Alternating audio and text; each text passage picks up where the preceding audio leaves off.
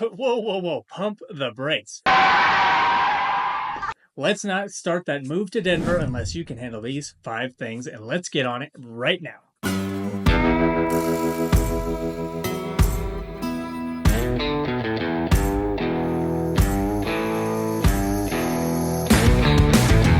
Guys, welcome back to the channel. I'm Tim Kampmann, your host for everything Denver, Colorado, and today we're talking about 5 things you need to know before you move to Denver, just so you're aware of these things. Some of them may be deal breakers for you, and some of them you might not even care about, but you deserve to know the truth about Denver. So starting off, we're going to take item number 1, and that is transportation.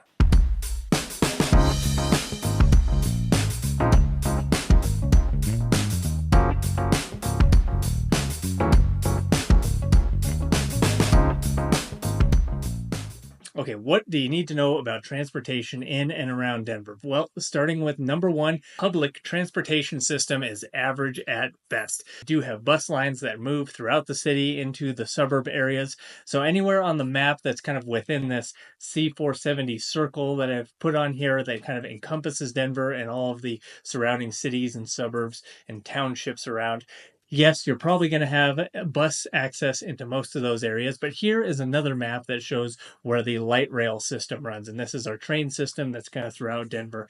And it is not the best when it comes to daily commuting. What a lot of people do use the public transportation system, and more specifically the light rail system for, is for getting to events in that downtown area. One of the challenges when it comes to getting around downtown is finding parking and finding one, available spots, and 2, not paying an arm and a leg for a parking spot for just an evening out. So while there are a few different parking lots, you can choose to pay, $20 to $30 for a couple of hours while you go and have a dinner downtown. A lot of people do choose to take the light rail down to the Bronco games or Avalanche games, Nuggets games, or going to the Performing Arts Theater. So if you're planning really a trip into that downtown area, you don't live within the heart of Denver, that Lodo area, the light rail option may be a good choice for you. Now, passes for the light rail used to be very confusing and very expensive to use our light rail system. They had different zones and if you were going from one zone to the other, it was one fare. If you were skipping 2 zones and going from the south end of town all the way into Denver, it was just kind of a nightmare in figuring out what fare you needed. So they simplified it recently, and it is much nicer. You can buy a 3-hour pass for about $3, a 6-hour pass for about $5.50, and a day pass for around $10.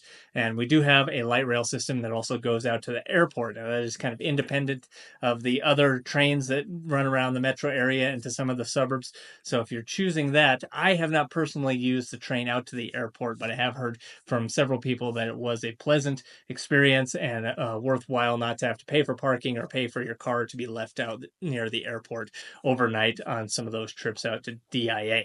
Now, if you're planning on moving here and you are going to be a user of the public transportation system, they do have monthly passes that are about $88 at the time of this video. And that is subject to change. But another benefit that you might look into is different discounted rates. So they have different rates based on maybe the company that you work for. If it's a nonprofit, if you're working for a government entity, they do have reduced rates for different things like that. And sometimes the employers here also offer some type of pass to use the light rail. Also, students can use it as a discounted rate. And if you're under 19, it's free to use. So something to consider on your move to Denver. Most of Denver metro area is pretty car dependent, and to get up to a lot of the things that people really enjoy about Colorado, like the mountains and some of the outdoor activities, you will need a car to get up to those. So if I always tell my clients that are relocating from out of state that you're probably going to want a car to explore all the areas of Denver, especially when you're coming and visiting for the first time. So getting a rental car is very valuable so you can explore multiple neighborhoods. The light rail system can take a long time to get from one place to the other. I was out just this last week with a client, and we were in South Metro Denver in the Centennial area, and he looked up how far it was going to be to get into Denver, and it was about a 22-minute drive, but if he were to take the light rail, it's going to take about 48 minutes. So it's not very efficient, not pleasant all the time. So definitely plan on a car if you're making the move to Denver.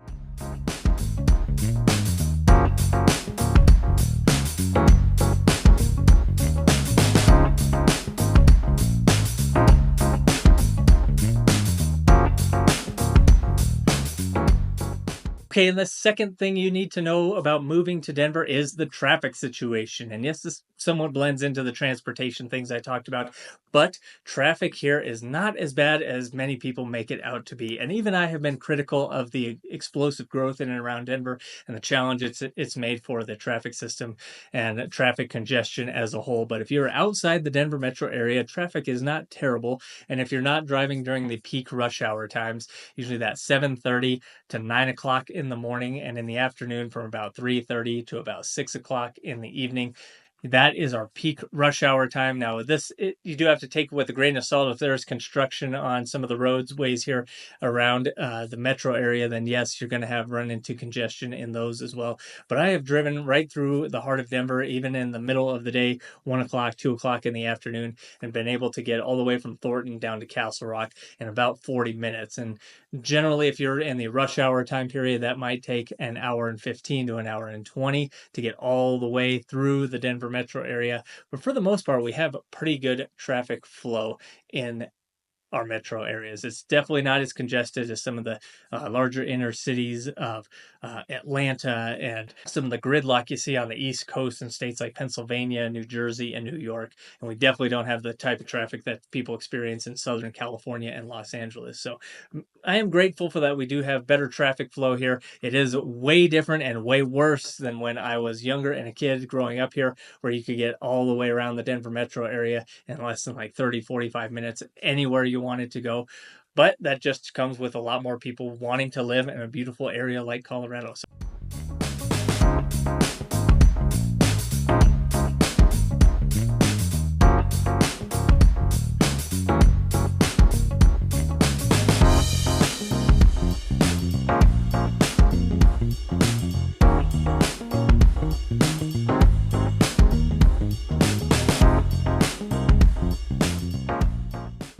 number 3 on the list is weather. We have a lot of people ask about weather. What is it like day to day in Colorado? And while it is fairly volatile, we do have a lot of mild days here in Colorado. 300 days of sunshine is kind of what Denver Metro is known for, and we do have plenty of days, even in the winter, when it's sunny and 60 during the day. Now that when we're getting into the time that this video is filmed during fall, turning into winter, we do have a lot of days where it is 60 during the day, but as soon as the sun drops behind the mountains, temperature will drop drastically and we'll see lows in the high 20s and low 30s a lot of the time during the winter. Now, our coldest months are generally January and February. Our snowiest months are generally right after that in March and the beginning of April, where we get the late spring, or we get the early spring, late winter snowstorms that produce some of the heaviest snow. And usually those are our biggest downpours of when you see the stories of 1 or 2 feet of snow falling on Denver. That's generally where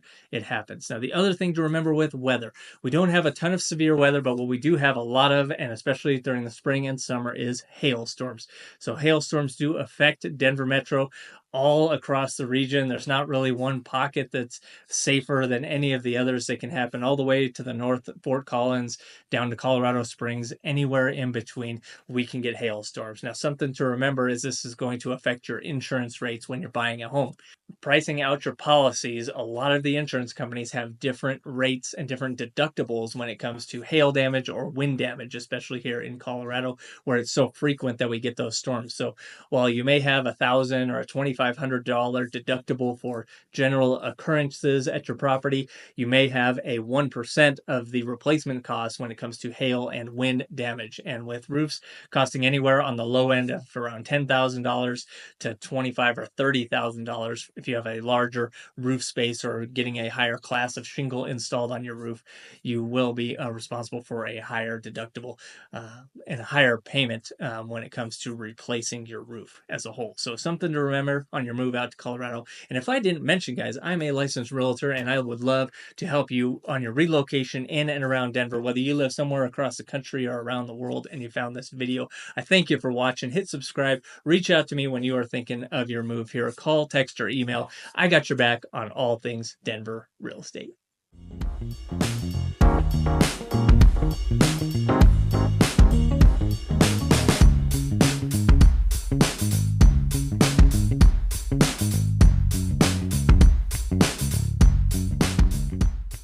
Okay, thing you need to know about Denver, number four, and this comes from so many of the people that have relocated here from around the country, is they originally think and start their search in Denver because that's mainly what Colorado is known for. Obviously, it's our capital city and the largest city in the entire state. But when they get to Denver and they start exploring different neighborhoods, they connect with me and we go over some of their wish list needs and what they want to experience in Colorado and day-to-day life. They end up choosing the suburbs. So a lot of people who think of moving to Denver actually choose suburban living over that inner city space. A lot of folks are relocating from all over the country, but some of our largest cities where they relocate from are places like California, Southern California, the San Francisco area, as well as Boston, New York, and then Chicago from the Midwest. So a lot of those areas are very dense, very urban populations. And when they move out to Colorado, they see that they can get more for their money out in the suburbs while they may be prepping to pay $700,000 or $750,000 for their next home, and they know of what they can get in California or Chicago for that.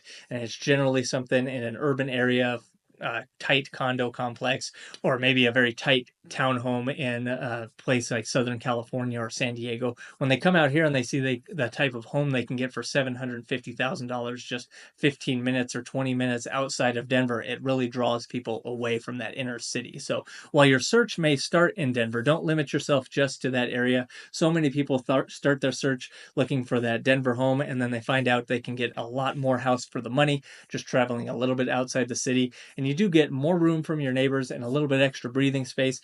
Not only that, but you're closer to all of the outdoor activities that Colorado is known for, the hiking, the mountain biking.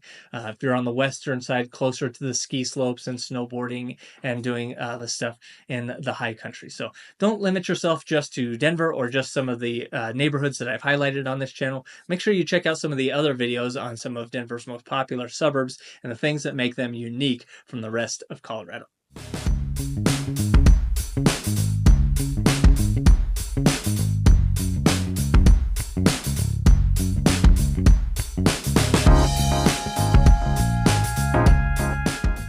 Okay, and item number five, something you really need to take into consideration when moving to Colorado and Denver in particular, is cost of living. Cost of living is about 10% higher than the national average here in Denver.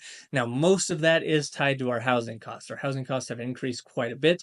Denver was once known as a very affordable city, but that has changed over the last 10 years and really over the last 3 or 4 years, where property values increased dramatically after COVID and that 2020 time period. So it is still relative to where you're moving from. And like I said, with so many people relocating from Southern California or San Francisco, Boston, or New York, they find that our home prices are actually a lot cheaper than what they are experiencing in some of their markets. And they find that the cost of living is overall lower than they were experiencing in some of those markets.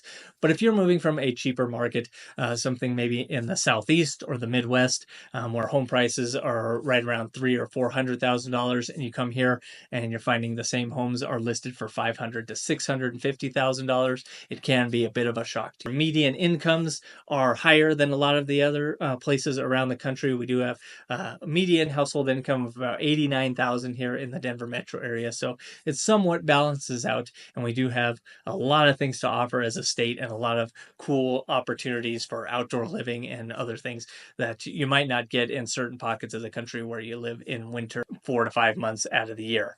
So something else to consider when you're moving here, not only that cost of living being a little bit higher, but take into account a lot of the other things that tie into that cost of living. Our utilities here are actually about 13% cheaper than the national average. So things like electricity and natural gas are going to be lower than a lot of parts of the country. Our transportation costs are also about 2% less than the national average.